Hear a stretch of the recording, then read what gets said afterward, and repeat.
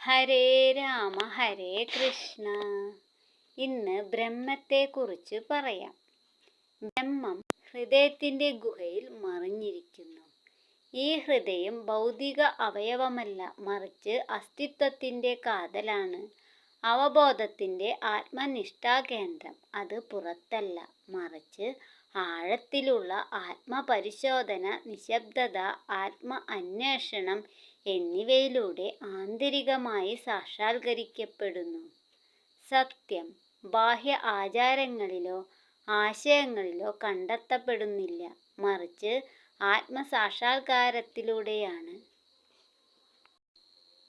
നമ്മുടെ സാധാരണ അറിവിൻ്റെ രീതികളെ ക്രമാനുഗതമായി പുനർനിർമ്മിക്കുന്നു. ഇങ്ങനെ പറയുന്നു: ബ്രഹ്മം കാണുന്നില്ല, കേൾക്കുന്നില്ല, സംസാരിക്കുന്നില്ല, ചിന്തിക്കുന്നില്ല. എന്നിരുന്നാലും ബ്രഹ്മത്താൽ ഇതെല്ലാം സാധ്യമാക്കപ്പെടുന്നു.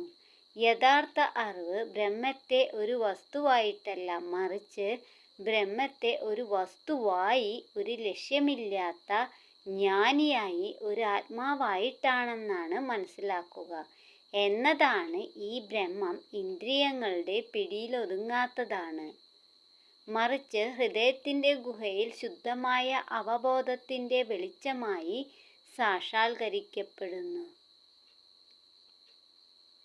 എനിക്ക് ബ്രഹ്മത്തെ നന്നായി അറിയാം എന്ന് നിങ്ങൾ കരുതുന്നുവെങ്കിൽ തീർച്ചയായും നിങ്ങൾക്ക് അതിൻ്റെ രൂപത്തെക്കുറിച്ച് വളരെ കുറച്ച് മാത്രമേ അറിയൂ. മനുഷ്യനോ ദേവന്മാരോ നിശ്ചയിച്ച അതിൻ്റെ രൂപം മാത്രമേ നിങ്ങൾക്ക് അറിയൂ. അതിനാൽ ഇപ്പോഴും ബ്രഹ്മം നിങ്ങളുടെ അന്വേഷണത്തിന് യോഗ്യമാണ്. ഓം നമോ ഭഗവതേ വാസുദേവായ. സർവം കൃഷ്ണാർപ്പണമസ്തു.